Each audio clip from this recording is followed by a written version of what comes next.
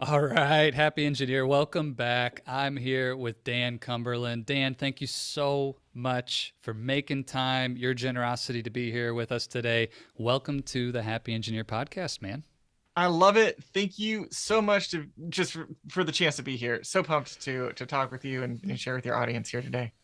Well, our chat before we hit record, Dan, really got me energized. And there's a host of things that I can't wait to dig into.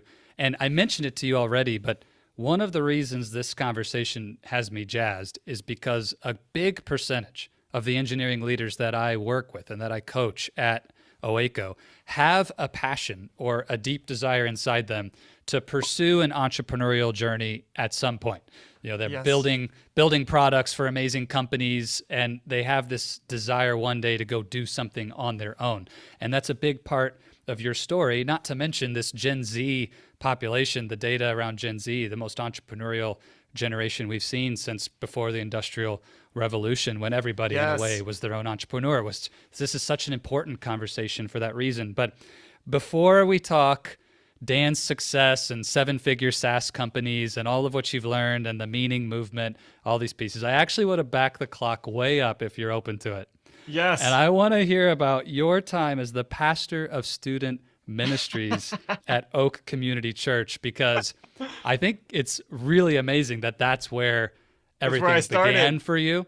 And so would Yes. you just tell us, like, I remember how I terrorized my youth pastor back in the day at church. So Dan, like, tell us, what's that craziest or wildest memory from your days Oh as a man, pastor at Oak Church? I did not expect this. But this is fantastic. Man, my time in youth ministry, I'm just laughing at this question because it's so great. I so rarely get asked about this phase of life.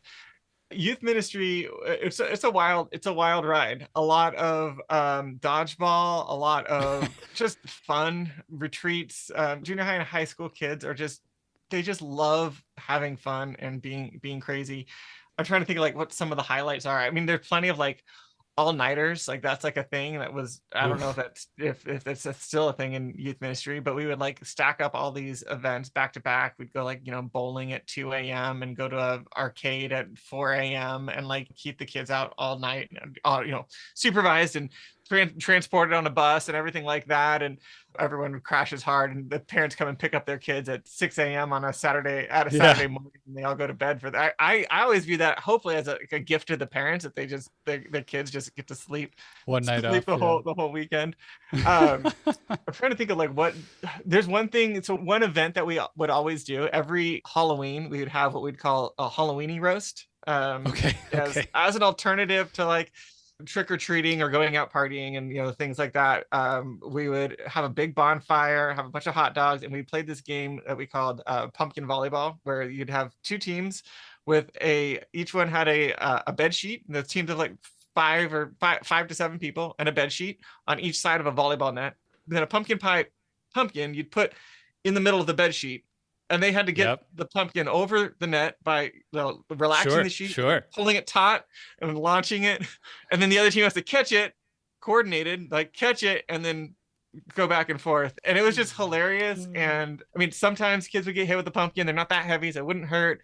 But like so much just fun and chaos, I just love that. organized chaos. I love that. So yeah. Not to be insensitive to kids, but getting hit by the occasional pumpkin's probably good for you. Builds Yeah, character. That's yeah. what my dad would have said. Builds character, It son. builds character. Oh, that's too fun. And of course, all the engineering leaders that I know are thinking, okay, we could calculate this, get this right on how hard to pull the sheet. We could win this game. No Totally. problem. Well, it's like I one of love those things that, like, when the team first starts, they try to throw a pumpkin and it doesn't even go anywhere. But then by the end, after they've had a few reps in, it. they Yeah, start to getting good get at it. pretty. I mean, they kind of start to get dangerous. Like the height starts increasing, and it Yeah. gets pretty crazy. That's I love it. I love it. Thanks for sharing that. So Yeah. so Dan, in those years, what was it that actually shifted your focus around what you wanted to do for your vocation Yeah. Mm. into what would become SaaS tech company entrepreneurship? Where was the Yes. point where that actually entered your world? Yeah, right. Because it's not a straight line. And that's No. one of the things No. that I'm always passionate about is sharing, like that our career paths are often, I'd say even usually, not a straight line in Yeah. today's day and age. Youth ministry was the stories I was telling, and many of those kids I'm still friends with and connect with. And it's just like, that's the best part, is just the relationships that came out of it. And that was the best part while I was there. But there were a lot of other parts that just, I was a bit of a square peg in a round hole. For people in the audience who might have a faith background, this might make more sense than others. But like, I thought I was like capital C called to be a youth pastor. And then I got into it and it didn't work. And so then I had these just major questions, this existential question of what now? And really, instead of the question being like, okay, that's not a good fit for me, what else should I try? It's like, this was supposed to be what I was going to do with my life. This is what I'm supposed to be doing. And so then I was the problem. And so that question kind of turned inwardly on myself, which resulted in a lot of just depression. I was struggling with, I would have like, I don't know, these kind of like emotional breakdowns before big events and things, where I would just like have a hard time feeling excited, Sure. hard time being motivated, sometimes just like literally in tears at times, but didn't know where to turn. Eventually got into therapy, got some good coaching, and started getting some guidance around, we could ask better questions to get the kind of answers that we're seeking here. And so it had some help finding those questions. And through that, I mean, there was this one very palpable moment when I was on a retreat with a leadership coach, and we were taking turns, about 4 or 5 people on this retreat. It was very small, sharing what has been going on in our lives over the last year or so. And with the group, and the group would give feedback. So I would like talk all about what we're doing in the youth ministry and blah, blah, blah, all this stuff. And then just kind of open it up for questions. And the coach said, he said, Dan, who told you needed to be a youth pastor? Yeah. Like that was the very first question that he asked. And like, it was such a good and powerful question. It kind of made me mad at first. I was like, well, God told me, Yeah. but I began to have better questions like that began to help me unwind this ball of thread in my life, and start following that thread into the future of like, where do I feel alive? Where do I find myself being curious? And really started connecting the dots that I get really excited about these existential questions. I love like the human experience. Why are we here? Like, what gets us excited? And decided to follow that to grad school, and did an interdisciplinary degree around theology, psychology, and culture, which is going to get to the entrepreneurial part. I promise. I'm going to get there. Okay.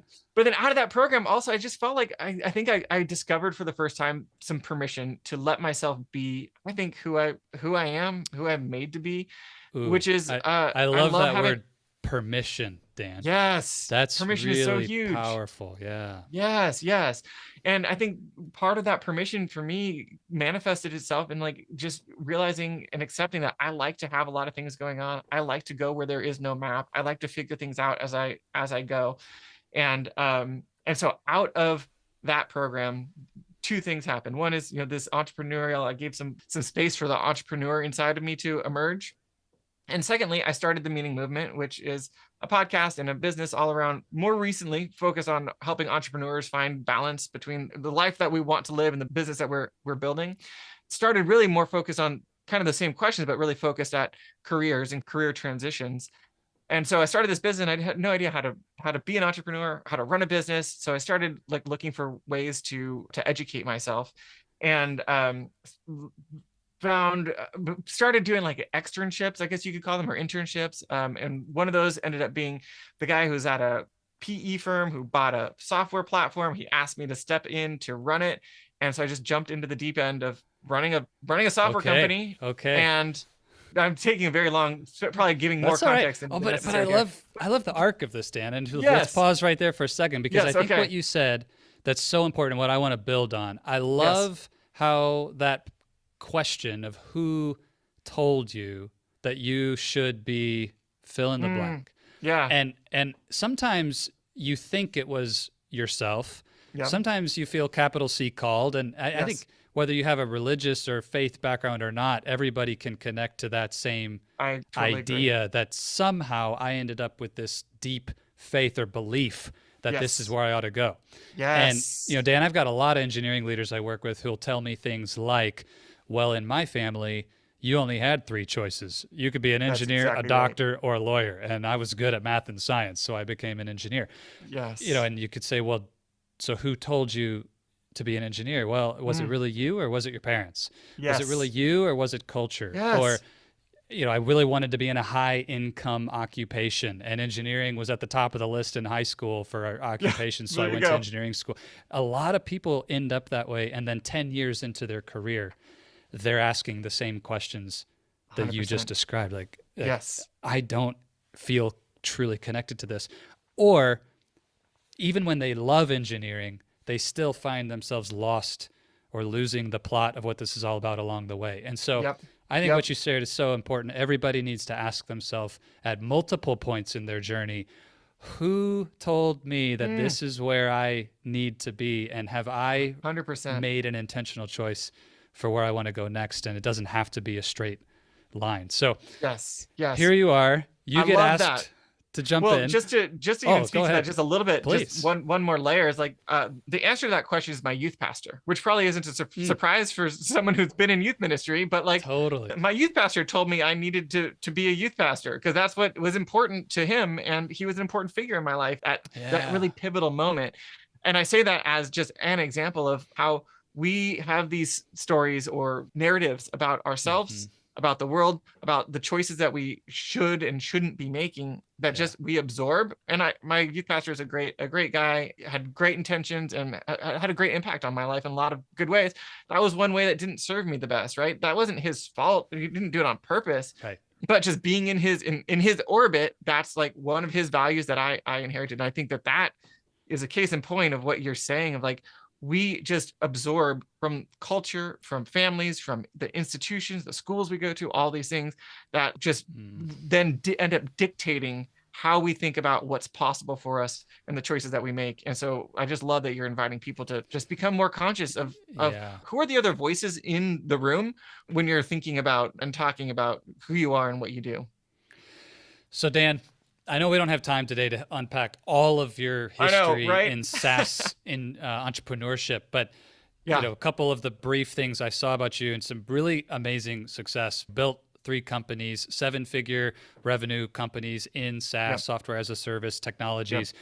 Tell us, where do you think the most important moment of either the pinnacle of that, or maybe it's the opposite, like the really challenging bits? But for that aspiring entrepreneur out there who might want to understand what a pivot in their career or life could look like to do it, tell us a little bit about, how did that flow? What were the highlights for you in entrepreneurship? Yeah, for me, I mean, it takes me to a couple places. I got lucky in some, I mean, it's always a part of it. And feel really, really blessed by the opportunities that the doors that opened, but the doors only open because you say yes to them and because you have the eyes to see them and you make yourself available. And so I think that's a big part of my story as I look back. Everything that I've been able to do has been accomplished through 2 things. One is just saying yes, even when you don't know what the outcome is going to be. Oof. And then secondly, through people. So investing in the people, being available, giving back as much as I can to the people in my life. And that just has led to opportunities. That's what led to the opportunity with that private equity firm to step in and join the world of software. And then from that, a partnership led to what was a sales agency that pivoted into a SaaS studio, launching software, seeing what sticks, which has led to other opportunities. And so I don't know if this totally answers the question, but those are like 2 of the ideas that really stand out to me when I look at my journey. Let's talk about that doors are open when you say yes idea, because this is something, if I'm being broad brush, where I see engineering leaders struggle and where I have struggled in my own journey as an engineer in my original career path. The idea of, hey, I can do 100 different things for my first business. Yes. And I don't know which one I want. And so I'm stuck continuing in my career path, which is the morphine drip of a nice, steady, big paycheck and that annual bonus and all the accolades and the significance and recognition that come with doing it. Yes. But I can give lip service to the idea that one day I want to be an entrepreneur, but I just don't know what I want to do yet. I'm not sure which company I want to start. Yes. And I've heard so many people in that kind of situation. And so I would have described it then, Dan, as, well, all the doors are currently closed for me. I don't see the open door. Yes. I can tell you now they were all open, and I just said, I was saying no to them. Yeah. Yeah. But it didn't feel that way at the time. So can you just tell us for Mm. yourself, what was that like a little deeper? Or maybe how would you coach someone like Zach who's stuck in that place of, well, Yeah. Dan, I want to do what you're doing. I just don't know. And it Mm. feels like all the doors are closed. What would you say to that? Yeah, I've got so many things to say. This is such a good question. So I think of when I hear that and think of people that are in that space, it's like you're trying to drive across the country and not hit any red lights in your car as you drive, which like as the engineers listening, they might be like, oh, I could figure this out and I could time it just for, like, but it's like, you don't know what's going to Yeah. come. You don't know what's around the corner and you can't plan it all out. So there's like, even the ideas for businesses that you have right now, what might be the perfect business, you might not have even thought of, or you get 3 steps into it and you realize that you're thinking about it in the wrong way. The product market fit is off. If you just change this product just a little bit, you'll find a whole new realm of possibility. And so that's one piece, is like, it's impossible. It's impossible to know. Yeah. And I think related to that, we want to have the perfect thing to do. And I remember hearing Seth Godin, he's a prolific author and marketer, talking about the problems of the environment, environmental change, climate change, all these things, and all the many big problems in the world. And someone asked him, how do you choose which problem to focus on when there's so many big problems? What he said has stuck with me because it applies so well to this quandary that we're talking about right now, which is that you have to forgive yourself for not being able to do the perfect in order to free yourself to do the good. And so when I hear what you're presenting as like, oh, I have all these ideas, I don't know which one to choose. I hear in that like this stuckness of, I want to choose the perfect one, when like really probably any of them are a great place to start, because all of them are going to change as you go and create more opportunity for you. So I want to invite people to that as well. And then the third thing is, I think about the golden handcuff. You said like the morphine drip of the great salary, which is like a real thing for engineer. A lot of folks in the audience, I'm sure, making really great salaries. I think if you could map on 2 axes, so on one axis you'll have self-actualization, or meaning, purpose, however you want to think about that.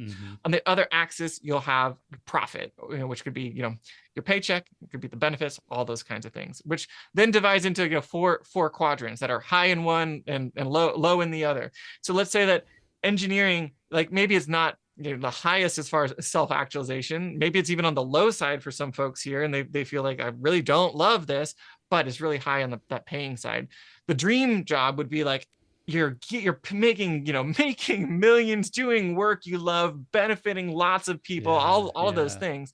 And we want to go from wherever we are straight to there. But the problem is, we wouldn't have the eyes to see it if it was right there in front of us. And so the framework I want to invite people to is, maybe draw this out on a piece of paper and mark where you are right now, and then think about, what would it look like to go just a smidge towards more self-actualization, or however we want to talk about that, more meaning, more purpose in your work. What does it look like to just take one step, and what might that next step be, instead of trying to just go, okay, I need to quit my job, but then what about my family, and what about the mortgage, and all of these things, which then just get you, they convince you that it's not possible for you to make change. So that's just another concept I want to 100%. offer. Yeah, I think it's really common in my own journey as an engineer to want to map out the whole problem, because a lot of our projects that we do in our careers involve planning from start to finish. It involves doing a level of prediction. And of course, to your point, we're not going to be right. We're not going to get all the green lights.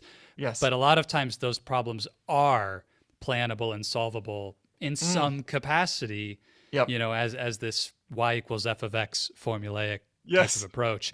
And when we enter into our life, which is this infinite game, this idea where it's all unpredictable, it can be a bit overwhelming. And so I love the smallest next step. What's the simplest, smallest? And I give my clients ideas like, hey, look, you don't know which business you want to start.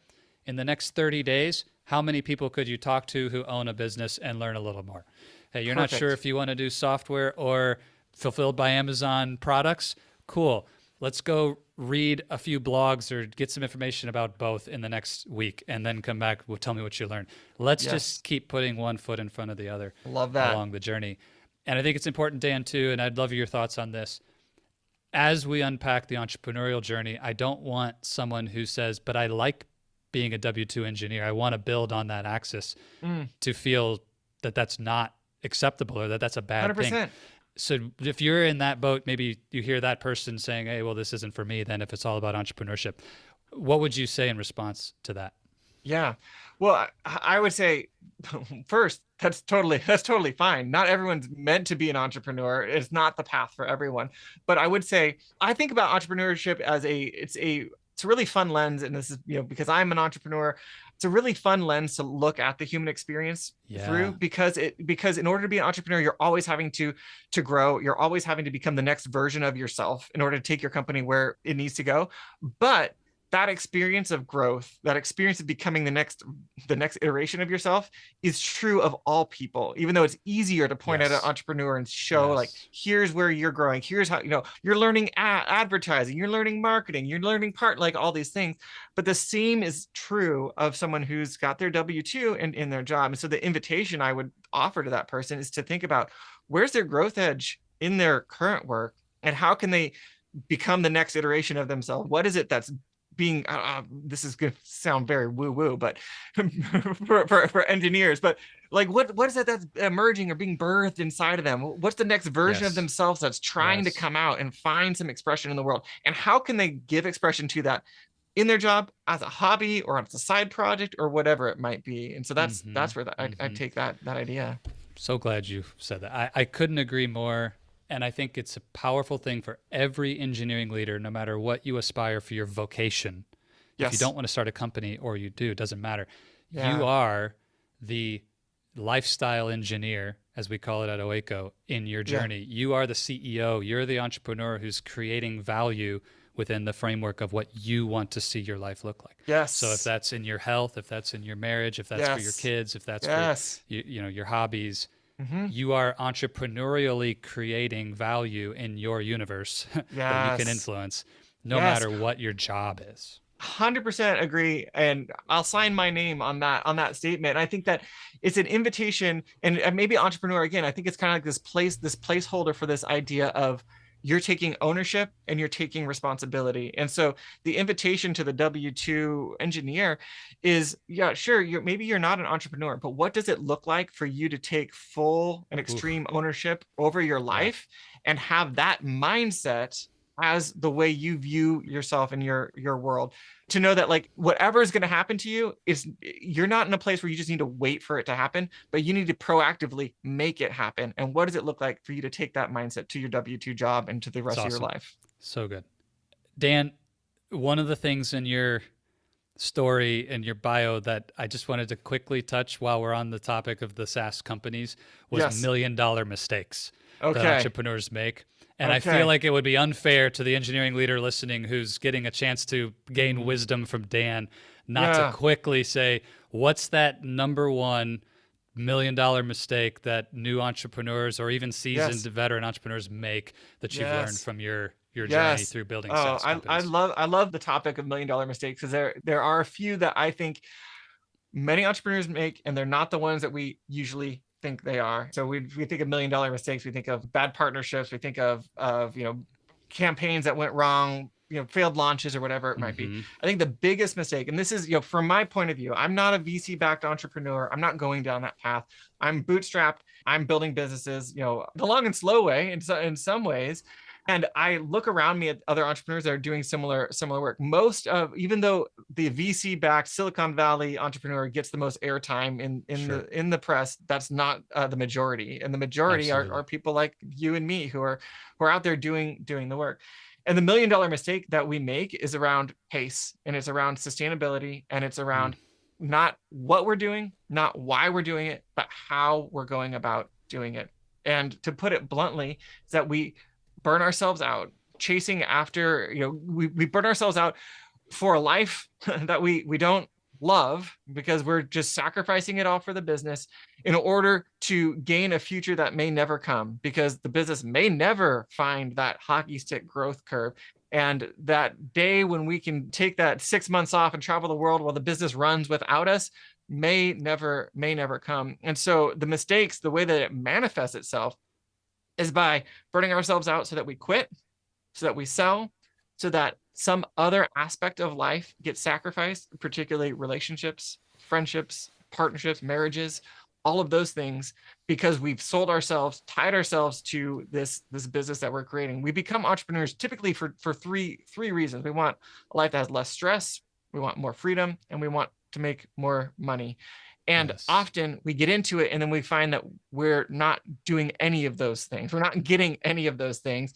And instead we quit one job and now we have 20 and like in a bit of a prison of our own making and have to feed the monster. It's like Frankenstein's monster. We built this thing and it will literally kill us unless we put some boundaries around how we go about spending our time and the day in, day out of our business. And so that's how I think about these $1 million mistakes. And I think it's simple that we can ask to say, are we on a path? Are you on a path towards $1 million mistake? Is to ask the question, if you had to live your last 90 days on repeat, how happy would you be? Ooh, say that again. And I think for a lot of us, we're like, yeah, I'm optimizing for the future. I'm really good at optimizing for the future. I'm really good at delayed gratification, but you can't just have delayed gratification. You can't just optimize for the future because all you have is right now. And I have 3 kids, 7, 4, and 2, and their childhood is passing me by. And if I'm not available and present for that, then why am I doing this in the first place?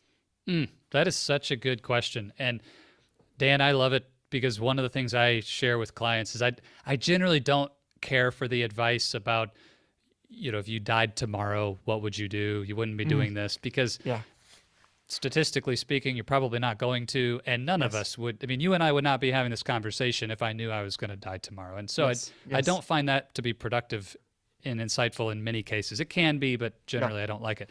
But this idea of looking at a 90-day in the rearview mirror and asking, put that part of your life on repeat. What do you think? That's a really great question because it covers a span of time big enough that really does look at what are the habits you've built, what's the lifestyle you've built, and how are you approaching that journey. And I'll agree with your comments about pace. The other challenge I've seen, Dan, is even once you reach a certain level of success, you think that that's when you'll slow down. But great entrepreneurs, people who are achievement and success wired, like you and me and everybody who's listening that wants to do this, you're just going to set another goal at a higher benchmark. And my wife and I kid about this same thing. I make more money now than I did as an engineering leader, and I have the opportunity to take more time off now than I ever did in terms of being CEO of my own company.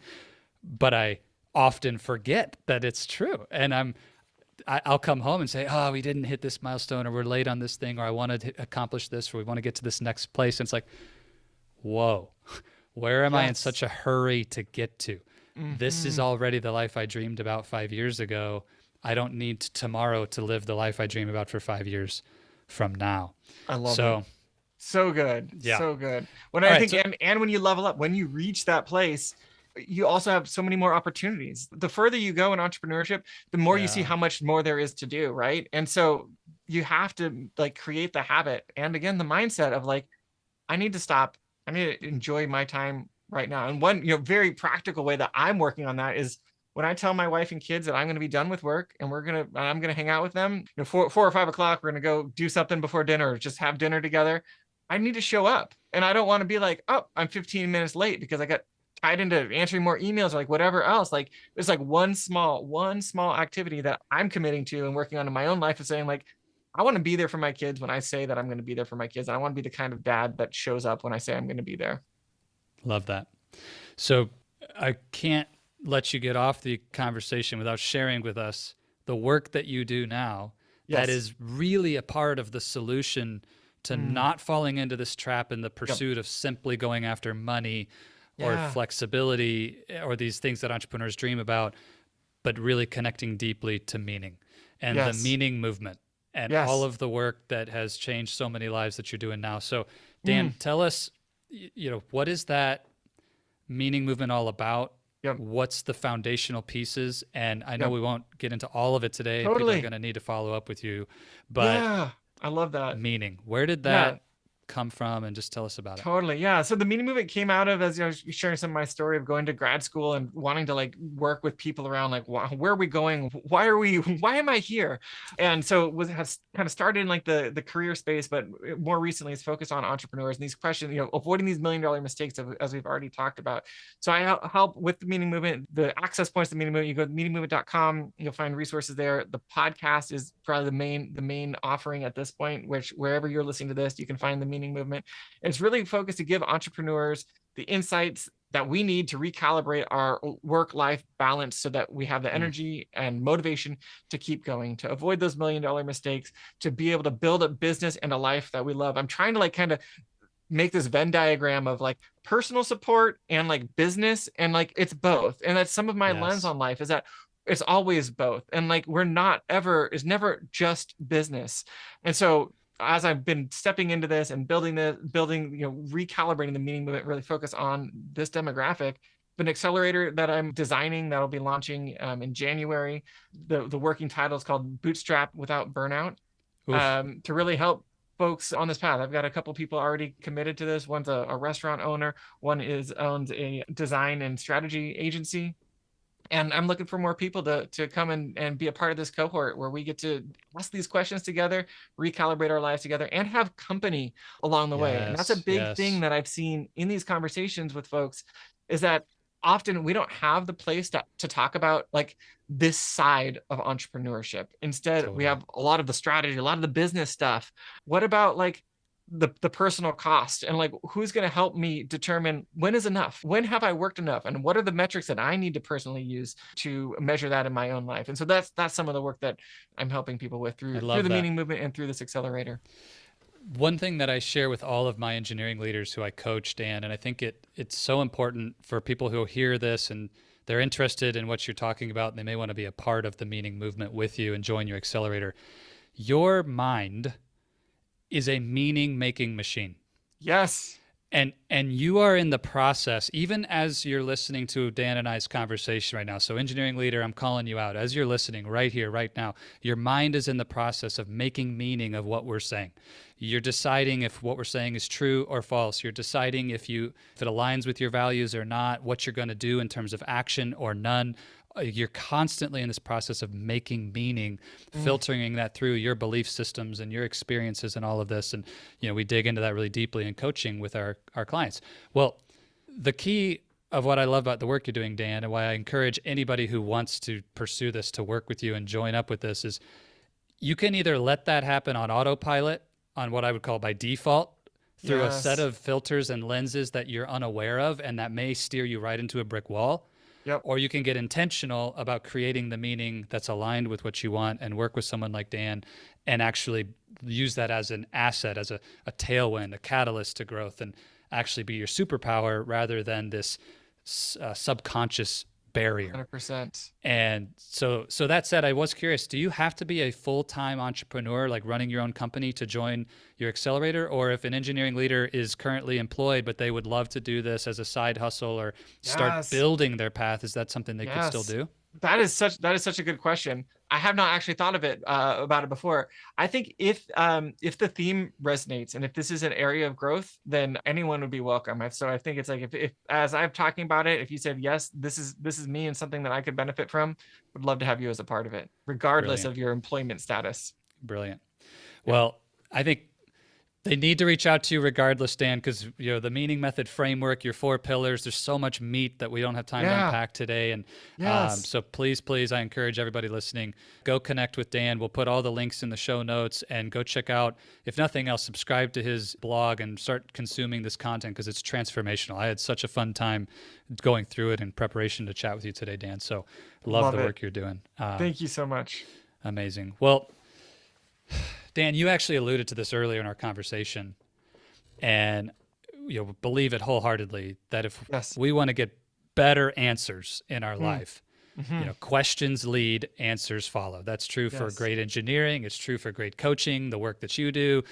This is something that's a theme in life. So for that engineering leader who's been with us today, listening to this conversation, who really wants better answers in their life, maybe for their entrepreneurial journey, or just to get that 90-day window of their life leveled up to that Yes. next version of themselves. Yes. What would be the question you would lead them with today? Yes. Yeah. Can I give two answers to this? Because Absolutely. I've already Absolutely. given one question. That question is, if you had to live your last 90 days on repeat, how Yeah. happy would you be? And so Yeah. if that takes you places, and if your answer is like that, I don't want to like face that reality, then definitely reach out to Zach, get the support you need. And so that I feel like is already assumed. So I'm hoping I get a buy for a second question. The second question, which I think is, definitely ties into everything that we're talking about here, is that the many identities that we wear, between being engineer, being mothers, fathers, husbands, wives, all of it. And then we add on top of that this idea that we're always growing, and like there's always a new identity that's emerging in us. And so I want to just again go back to maybe that little bit of a woo-woo moment I had earlier of like, what is emerging in you? What is that next Mm. identity that might be forming and wanting to find some expression in the world, whether that's entrepreneurship, whether that's leveling up your mindset, and many of the fantastic things that Zach helps you with, whatever, like inviting people to just do that reflective work of thinking about Yeah. where is your growth edge, what's bubbling up, and how can you lean into that and get the support you need to go to wherever that next version of yourself is taking you. Woo. So good. That is so good. And Dan, I actually think that concept of emergence is not just woo woo. I mean, that's a Yeah. very technology driven concept as well when we think Mm. about AI and machine learning and Yes. how all of the work So that we're true. doing in life creates an unexpected new outcome that emerges from all Yes. those interactions. And that Oh, is I love that. happening in our lives all the time. That's so And great. Thank you to for reframing pause, that. yeah, That's no, I mean, it's helpful. both. I also share a strong faith background. And as a Christian, I love asking that question, from a spiritual sense, but it Yes. doesn't matter what background you bring to that question. I Yes. think it's super important to look at all these things on the surface that are happening in your life. Well, as those bubble up and interact and you learn and there's all these things happening, well, what is being born as a result? That Mm. takes some intention. So great question. Yes. Great question. Thank you. Dan, I just want to acknowledge you, man. Thank you so much for your generosity. I love, love, love the meaning movement, the work that you're doing, your podcast. Thank you for your faith. Thank you for your willingness to persist through Yes. challenging times, to be a Mm. man who's worthy of role modeling and being a mentor and your Mm. accelerator, and just keep doing the work. It's so awesome to spend this time with you today, Dan. I love it. Thank you so much. And I just want to echo back all of that. And I'm just so grateful that you're out there helping folks in your audience, level up their lives and their engineering path. So thank you for the work that you do and all the wisdom you're putting out into the world. So it's been so fun being with you here today. Hello, my friend. Zach White here again, and I wanted to let you know that's all we've got for this episode of the Happy Engineer podcast. Thank you so much for investing your time with me today. It is an absolute pleasure to be able to bring you this content. Just as a reminder, it would be amazing if you would subscribe and share this episode with any other engineers you know who may benefit from this. And if you're like me, I hope that you'll take some notes and, more importantly, take action.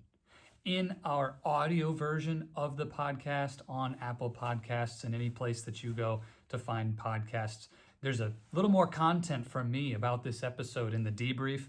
If you really want to hear about how to put this into action, I'd encourage you to go grab that.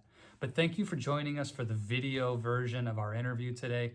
And again, can't thank you enough for helping us to get the word out about the Happy Engineer podcast and what we're doing. If there's any way we can serve you, would love to do that. Go find us at oasisofcourage.com or reach out to me on social media at Oasis of Courage. And don't forget again to subscribe and click the bell to have notifications of upcoming releases of new episodes of the podcast. As always, I want to leave you with this. If you stay in your comfort zone, you're not going to grow. So let's crush comfort, create courage, and let's do this.